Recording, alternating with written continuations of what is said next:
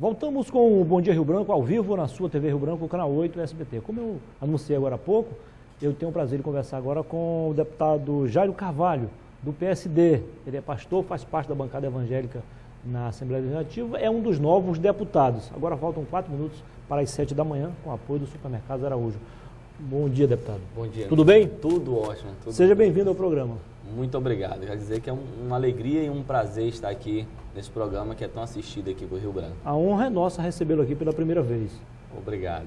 O deputado Jairo, para quem não sabe ou não lembra, ele é de Rio Branco, foi vereador em Passo de Castro e agora foi eleito com base em Senador Guilmar e em Rio Branco. Estava na hora do Quinari eleger um legítimo representante, né, deputado? Com certeza. Quinari, pela história que eu conheço do Quinari, nunca tinha elegido um deputado. É porque fica perto, muito perto de Rio Branco, então todo mundo vai lá, tira uma cassinha e ninguém assume compromisso de fato com a comunidade. É verdade, é 22 quilômetros, né, como um bairro de Rio Branco. É verdade.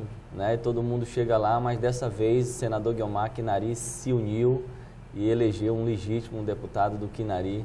Estamos ali para representar o Acre e principalmente aquele povo do Quinari que me acolheu tão carinhosamente, eu como rio-branquense, né, nasci aqui em Rio Branco, mas me acolheu com carinho e ali me deu uma votação expressiva. O deputado, o senhor é pastor, foi vereador, tem uma experiência também parlamentar. Como é que o senhor está vendo esses 3 meses, né? Hoje já são 15, 3 meses e meio como deputado estadual, defendendo a bandeira da oposição, evidentemente fazendo o que manda o seu coração? Certeza. São 2 meses e 15 dias, né? 2 meses e 15 dias eu esqueci, de mandato, a posse né? não foi em janeiro, em fevereiro. Isso, foi 1º de fevereiro. Não sei por que não conseguiram a posse ainda do parlamento com o do executivo, né? Isso, o parlamento é depois. Acontece no Congresso, né? Também os deputados federais são assim, 1º de fevereiro. Então são 2 meses e 15 dias, mas eu já me sinto bastante realizado com os trabalhos que nós temos feito ali na Assembleia Legislativa.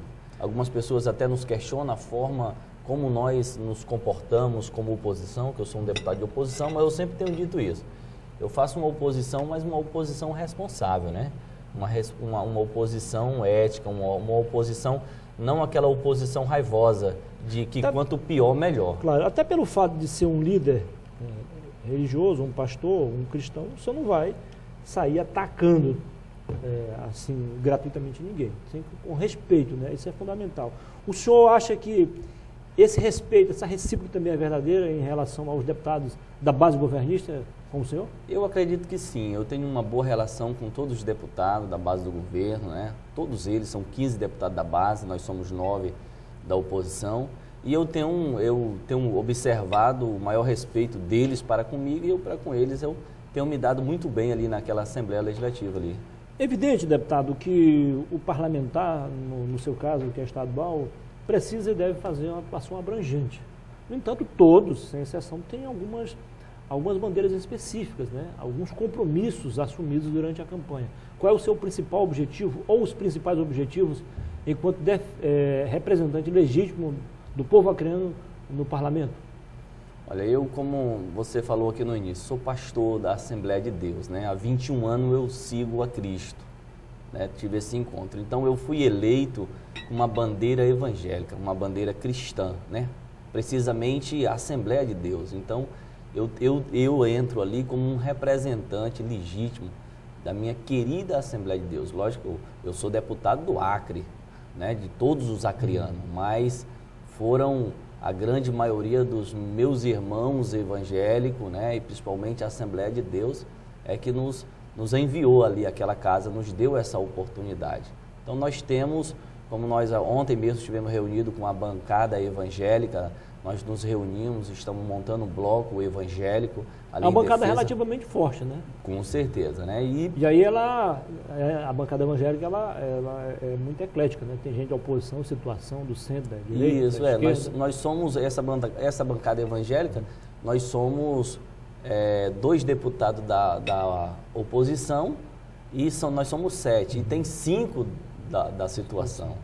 Então, para ver como tem sido uma coisa bem dinâmica ali na Assembleia Legislativa. Então a gente entra com essa bandeira, né? Como um verdadeiro cristão, fazendo a diferença ali naquela augusta Casa de Lei. Muitas discussões são feitas a respeito da participação dos líderes cristãos na política. E eu sempre digo, embora que o problema aqui seja entrevista e não emissão, caso de emitir opinião, mas só não emite opinião quem não tem opinião. Então é melhor a gente pecar por ação do que por omissão. Omisso eu nunca serei. Então é o seguinte, eu acho que é legítima, é legal a participação sim dos líderes cristãos na política. O que não pode acontecer é os políticos se meterem na igreja. Isso não pode, porque nunca dá certo, nem sempre dá certo. Como é que o senhor vê essa participação dos líderes cristãos na política partidária? Assim, nós cristãos, nós sempre fomos políticos, né? A política, quem criou foi o próprio Deus. Quando Deus criou o homem, ele colocou o homem para governar. Então, o primeiro governo estabelecido na terra foi colocado por Deus. E nós, cristãos, também devemos nos posicionar e ter os nossos representantes, claro, né? O próprio Senhor Jesus, quando ele foi morto, quem foi que foi pedir o corpo ele ao governador Pôncio Pilatos? Foi um senador, um dos seus discípulos, senador do Império Romano. Então, quem naquela época poderia ter um diálogo direto com o governador se não fosse um político, se não fosse um senador, alguém, né, daquela classe social? Então, a política sempre esteve presente. E os evangélicos, só que teve um ponto, um momento da história dos cristãos que eles se afastaram um pouco da política.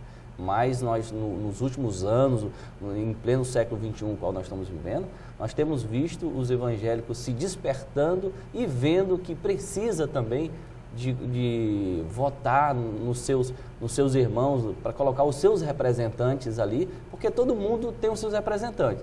Você vê a União do Vegetal tem o seu representante, o homossexual elege o seu representante, entendeu? Cada classe social, a saúde, cada classe social elege o seu representante. Por que não nós, os evangélicos, não ter o seu? E se a gente colocar, como diz no velho ditado, na ponta do lápis, veremos que os evangélicos ainda não estão devidamente representados no parlamento. Se são maioria no Acre, né? Somos maioria. O IBGE diz isso bem claro, é um órgão federal, público federal. Diz que a maioria é evangélica. Temos de 24 apenas 7. Então, ainda não estamos aí obedecendo à proporcionalidade. Com certeza, precisamos melhorar, né? Estamos caminhando. Está grande, tá, mas tem que ser maior, precisa ser maior. Com certeza precisamos sim melhorar, avançar ainda mais. Mas os cristãos têm se conscientizado e cada ano a gente vê que eles têm se despertado para esse lado aí.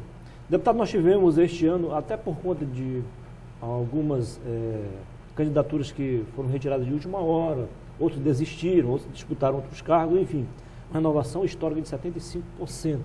Como é que o senhor vê essa renovação? O senhor que faz parte das novas caras na Assembleia. Eu vejo tudo isso uma resposta do povo, né? Para nós políticos, eu já fui vereador, né? Concorri, nunca perdi uma eleição. As 2 eleições que eu concorri, o povo me elegeu, né? Mas para vereador eu decidi a não concorrer mais. E agora decidi sair candidato a deputado, o povo me elegeu. Então, eu acho que essa renovação, isso é uma resposta do povo para os políticos, né? Que quando o povo me elege, quando o povo coloca você lá naquela casa para representá-lo. O que acontece muitas das vezes é que o político ele se elege e aí depois ele começa a não conhece mais aquelas pessoas que realmente lhe colocaram lá, que lhe representam. Às vezes lhe colocaram numa posição e ele já muda para outra. Então eu vejo que isso é o quê? É uma resposta do povo. E como tem aquele ditado, quando você vê a barba dos outros queimando, você bote a sua de molho. Por medida de precaução. Com certeza. Deputado, como é que o senhor vê esse debate entre oposição e situação na Assembleia Legislativa, levando em consideração que a base governista é infinitamente maior? São apenas 7, né? Não, 9. Nós somos 9. 9 contra 15, né? Contra 15, exatamente. Hoje nós temos uns debates cerrados lá, né? Mas o governo ele tem a maioria absoluta, né? Mas eu acho que é saudável essa oposição. Acho que nós precisamos de uma oposição saudável, eu sempre digo isso. Eu acho que a oposição não tem que fazer oposição por fazer oposição, porque eu sou oposição, né? Como eu falei aqui no início, que tem uma política má, que isso nunca vai andar longe de mim, que quanto pior, melhor. Eu acho que a oposição ajuda o governo. né, uma oposição responsável, uma oposição que seja coerente, porque todo governo, hoje é do PT, amanhã pode ser de outro partido, mas todos os governos vão ter as suas dificuldades, eles vão ter os seus desafios. Não dá para eles, não tem uma varinha mágica para chegar assim, bater lá e resolver o problema da saúde, da educação.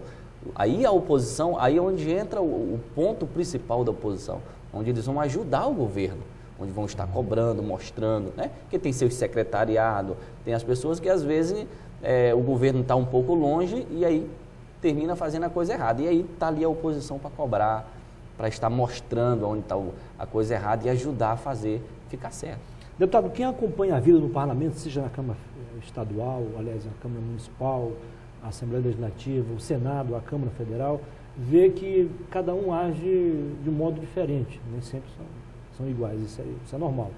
Uns preferem optar por exercer um trabalho mais profícuo lá nas comissões, que na verdade é onde o deputado exerce, o legislador exerce a sua atividade parlamentar propriamente dita. Outros preferem marcar presença no plenário. Outros preferem apresentar um grande número de projetos de lei ou de requerimento e indicação. Outros preferem partir para o corpo a corpo, ou seja, está sempre presente nas regiões mais problemáticas, ouvindo a comunidade, visitando as bases no interior, na zona rural, enfim, está onde o povo está.